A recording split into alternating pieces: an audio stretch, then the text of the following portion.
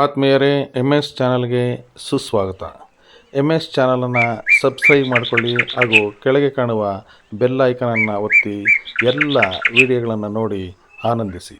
ಎಲ್ಲರಿಗೂ ಒಳಿತಾಗಲಿ, ಎಲ್ಲರಿಗೂ ಶುಭವಾಗಲಿ.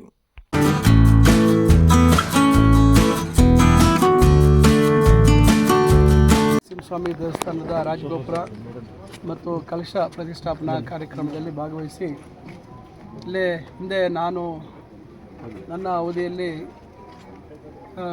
ಕಿತ್ತೂರು ರಾಣಿ ಚೆನ್ನಮ್ಮ ಶಾಲೆ ಪ್ರಾರಂಭ ಆಯಿತು. ನಾವೇ ಅವತ್ತು ಇಲ್ಲಿ 10 ಎಕರೆ ಜಾಗ ಕೊಡಿಸಿ ಬಿಲ್ಡಿಂಗ್ ಕೂಡ ಕಟ್ಟುವಂಥದ್ದಾಗಿತ್ತು. ಅದರ ನಂತರ ರಾಜಕಾರಣ ಬದಲಾವಣೆ ಆಯಿತು.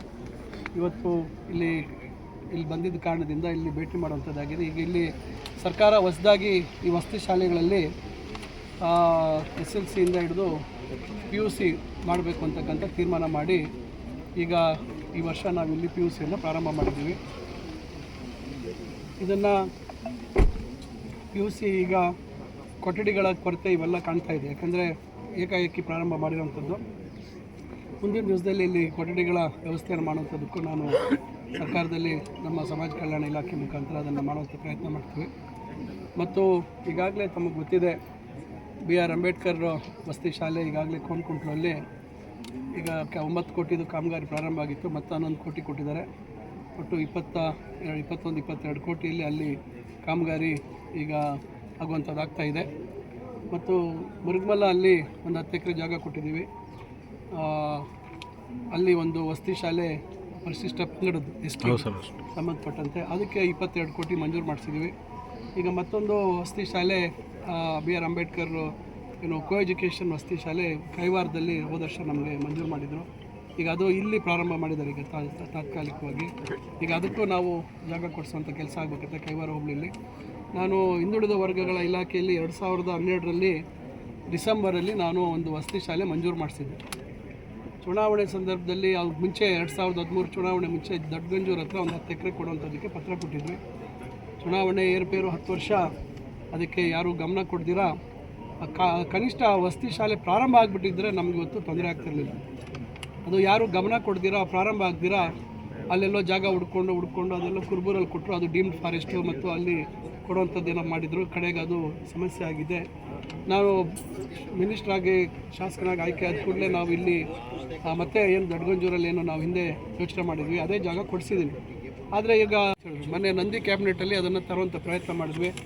ಮುಖ್ಯಮಂತ್ರಿಗಳು ಮುಂದೆ ಬಜೆಟಲ್ಲಿ ಅದನ್ನು ಸೇರಿಸೋಣ, ಈ ವರ್ಷ ಬೇಡ ಅಂತ ಹೇಳಿದರೆ ಮುಂದಿನ ವರ್ಷ ಅದನ್ನು ಸೇರಿಸಿ ಅದನ್ನು ಪ್ರಾರಂಭ ಮಾಡ್ತೀವಿ. ಅದು ಕಸಬಾ ಆಗುತ್ತೆ. ಆ ರೀತಿ ನೋಡಿದಾಗ ಎಲ್ಲ ಹೋಬಳಿಗಳಲ್ಲೂ ವಸತಿ ಶಾಲೆಗಳು ಆಗುವಂಥದ್ದಾಗುತ್ತೆ. ಅದರಿಂದ ಇದು ನಮ್ಮ ಉದ್ದೇಶ. ಇದನ್ನು ಇಟ್ಕೊಂಡು ನಾವು ಇವತ್ತು ಕೆಲಸ ಮಾಡ್ತಾಯಿದ್ದೀವಿ. ಒಟ್ಟಾರೆಯಾಗಿ ಜನರಲ್ಲಿ ಇವತ್ತು ಭಾಳಷ್ಟು ಅರಿವಿದೆ. ಮಕ್ಕಳನ್ನು ಇವತ್ತು 6ನೇ ತರಗತಿಗೆ ವಸತಿ ಶಾಲೆಗಳಲ್ಲಿ ಸೇರಿಸಬೇಕು ಅಂತಕ್ಕಂಥ ಭಾಳಷ್ಟು ಕಾತರ ಇದೆ. ಆ ಕಾರಣಕ್ಕಾಗಿ ಇವತ್ತು ಎಲ್ಲ ಹೋಬಳಿಗಳಲ್ಲೂ ರಾಜ್ಯದಲ್ಲಿ ಎಲ್ಲ ಹೋಬಳಿಗಳಲ್ಲೂ ವಸತಿ ಶಾಲೆಗಳಾಗಬೇಕು ಅಂತಕ್ಕಂಥದ್ದು ಮಾನ್ಯ ಮುಖ್ಯಮಂತ್ರಿಗಳ ಒಂದು ಇಚ್ಛೆ. ಅದರಂತೆ ಅದನ್ನು ಹಂತವಾಗಿ ಮಾಡ್ತಾಯಿದ್ದಾರೆ. ಈ ವಸತಿ ಶಾಲೆಗಳ ಒಂದು ಆಲೋಚನೆ ಕೂಡ ಮಾನ್ಯ ಸಿದ್ದರಾಮಯ್ಯನವರು ಭಾಳ ಹಿಂದೆ ಅವರು ಹಣಕಾಸು ಮಂತ್ರಿ ಇದ್ದಂಥ ಸಂದರ್ಭದಲ್ಲಿ ಪ್ರಾರಂಭ ಮಾಡಿದ್ರು. ಭಾಳ ಮುಖ್ಯಮಂತ್ರಿ ಆಗಿದ್ದಂತಲ್ಲ, ಹಿಂದೆ ಇದ್ದಂಥ ಸಂದರ್ಭದಲ್ಲಿ. ಸೊ ಆ ಆಲೋಚನೆ ಅವ್ರದ್ದೇ, ಅದು ಹಣಕಾಸು ಇಲಾಖೆ ಸಚಿವರಾಗಿ ಅವರು ಪ್ರಾರಂಭ ಮಾಡಿದ್ರು. ಸೊ ಅದರಿಂದ ಇವತ್ತು ಅದನ್ನು ಹೆಚ್ಚು ಗಮನ ಕೊಡುವಂಥದ್ದನ್ನು ನಾವು ಮಾಡ್ತಾಯಿದ್ದೀವಿ. ಮತ್ತು ಇನ್ನೊಂದು ಏನಂದರೆ, ನಮ್ಮ ಸರ್ಕಾರ ಬಂದ ಮೇಲೆ ಇವತ್ತು ಜಿಲ್ಲೆಯ ಎಲ್ಲ ಭಾಗಗಳಿಂದ ಬಂದು ಮಕ್ಕಳು ಇಲ್ಲಿ ಸೇರುವಂಥದ್ದು ಆಗ್ತಾಯಿತ್ತು. ಆದರೆ ಆ ತಾಲೂಕಿನ ಮಕ್ಕಳಿಗೆ ಹೊರಗಡೆ ಹೋಗುವಂಥದ್ದು, ಬೇರೆ ತಾಲೂಕಿನವ್ರು ಬರೋದು, ಭಾಳ ಜನ ನಮ್ಮ ಮಕ್ಕಳಿಗೆ ದೂರ ಆಗುತ್ತೆ ಅನ್ನೋದು ಇವೆಲ್ಲ ಸಮಸ್ಯೆ ಇತ್ತು.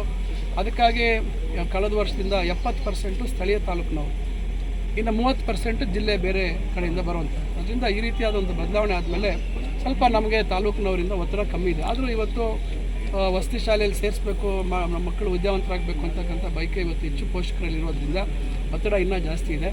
ನೋಡೋಣ, ಇವೆಲ್ಲ ಶಾಲೆಗಳು ಪೂರ್ತಿ ಪ್ರಮಾಣದಲ್ಲಿ ಪ್ರಾರಂಭ ಆದರೆ ವಸತಿ ಶಾಲೆಗಳು ಸ್ವಲ್ಪ ಮಟ್ಟಕ್ಕೆ ಅನುಕೂಲ ಆಗುತ್ತೆ ನಮ್ಮ ತಾಲೂಕಿನ ಜನತೆಗೆ ಅಂತಕ್ಕಂಥದ್ದು ನಮ್ಮ ಉದ್ದೇಶ.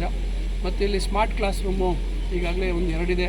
ಬೇರೆಯವ್ರು ನಾವು ಹಿಂದೆ ನಮ್ಮ ತಾಲೂಕಿನಲ್ಲಿ ಎಲ್ಲ ಪ್ರೌಢಶಾಲೆಗಳಿಗೆ ಕೊಡಿಸಿದ್ವಿ. ಸುಮಾರು 28-29 ಕೊಡಿಸಿದ್ದೀವಿ. ಈಗ ಇಲ್ಲೂ ಬೇಡಿಕೆ ಕೊಟ್ಟಿದ್ದಾರೆ.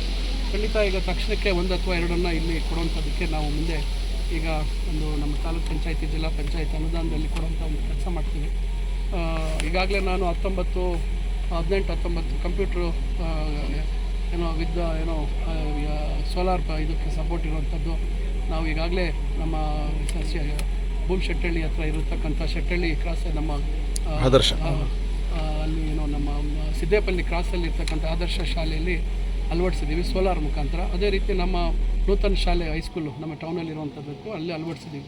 ಈ ರೀತಿ ಎಲ್ಲೆಲ್ಲಿ ಸಾಧ್ಯ ಆಗುತ್ತೆ ಅಲ್ಲಿ ಮಾಡ್ತಾಯಿದ್ದೀವಿ. ಇಲ್ಲಿ ಈಗ ಕಂಪ್ಯೂಟರ್ ಲ್ಯಾಬೆಲ್ಲ ಕ್ರೈಸಿಂದನೇ ಮಾಡಿದ್ದಾರೆ, ಸರ್ಕಾರದಿಂದನೇ ಮಾಡಿದ್ದಾರೆ, ಚೆನ್ನಾಗಿ ಕೆಲಸ ಆಗ್ತಿದೆ ಅಂತ ಹೇಳಿದ್ದಾರೆ.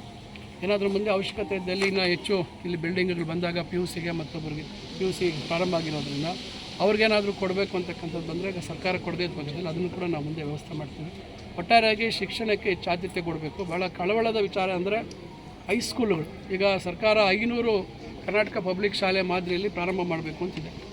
ನಮ್ಮ ತಾಲೂಕಲ್ಲಿ ದುರಂತ ಏನು ಅಂದರೆ 300ಕ್ಕಿಂತ ಹೆಚ್ಚು ಇರುವಂಥದ್ದು ಕೇವಲ ಒಂದೇ ಒಂದು ನಮ್ಮ ಸರ್ಕಾರಿ ಬಾಲಕಿಯರ ಶಾಲೆ ನಮ್ಮ ಚಿಂತಾಮಣಿ ನಗರದಲ್ಲಿರುವಂಥದ್ದು.